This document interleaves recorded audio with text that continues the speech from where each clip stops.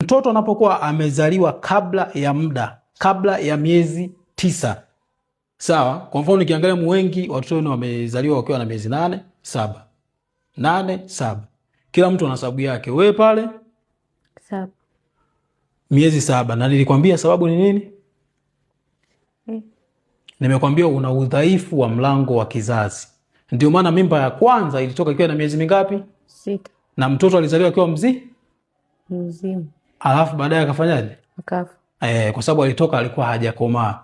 Kwa mara nyingi hizo tabia ukiziona zinatokea, na sasa zimejifungua miezi 7, karibia inakaribiana. Sawa? Maana yake sinaanza kama uchungu kidogo alafu baadaye mtoto anatoka.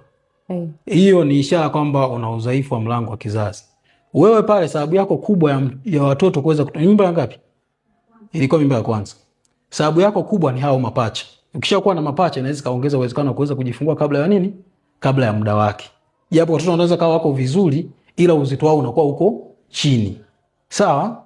Wewe hapo unaijua sababu? Chupa ilipasuka kabla ya wakati.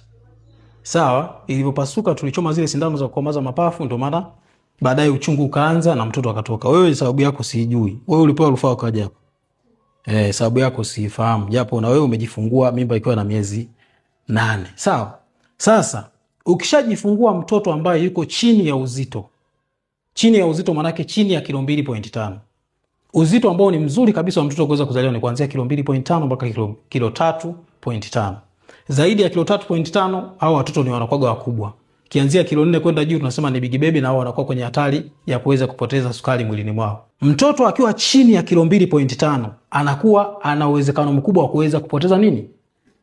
Wa kuweza kupoteza nini? Joto. Sawa, kwa sababu ana kaumbile kadogo na anapoteza joto kwa haraka zaidi. Sawa? Lakini vile vile akiwa chini ya uzito, au kama hawa wamezaliwa hawajakomaa, wale wengi watoto waliozaliwa wako chini ya uzito na hawajakomaa. Kinachokuwa kinatokea ni kwamba mtoto anakuwa hana uwezo mzuri sana kuweza kunyonya. Sawa? Kwa hiyo anatakiwa asaidiwe kuweza kunyonya. Ndio maana mko humu ndani. Na humu ndani ni sehemu ya mafunzo, kujifunza namna ya kuweza kufanya na kuhakikisha kwamba mtoto wenu anaongezeka uzito vizuri, halafu tunawaruhusu kwenda nyumbani. Sasa unapokuwa unafanya kangaloo kama anavyofanya vile, na wewe unafanya kangaloo kama humu ndani, kuna mambo 4 ya kuzingatia. Sawa?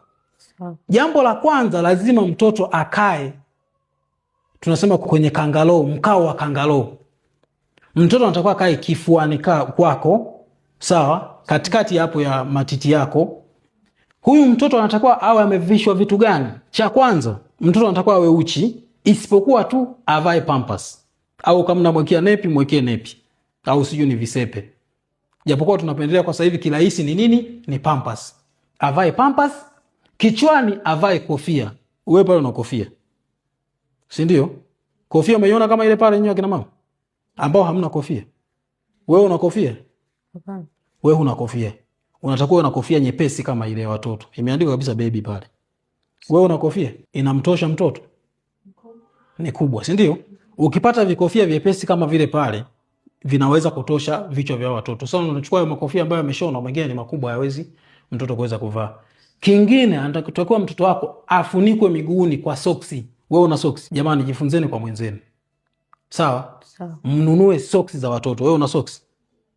Mtoto anatakiwa avae soksi, pampers na kofia. Akae kifuani kwako, ngozi kwa ngozi. Mkao wa kangaloo manake ni ngozi kwa ngozi. Anagusana na wewe ngozi yako. Unapomlaza, nilikuona wewe pale, ulimlaza mtoto nani, pua yake inaegemea kwenye nini? Kwenye kifua chako. Akiinamia kwenye pua yako, anaweza kufa ghafla, na watoto wao wanakufa. Kwa hiyo unatakiwa hakikisha kwamba amelalia hapa, lakini hiyo shingo yako imeenda upande kidogo ili aweze kupata hewa.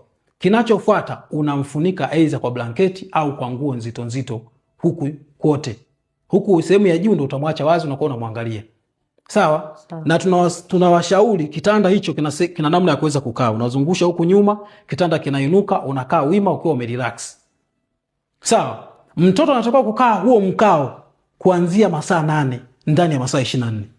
Yaani mfano sasa hivi akikaa, labda ukatoka masaa 2 nje, ukarudi ukamkalisha tena, unatakiwa angalia yale masaa ambayo amekaa hapa kifuani yaanzie masaa 8 kwenda juu. Ndio ambacho inaweza kusaidia zaidi kwa mtoto wako. Masaa mangapi? 8.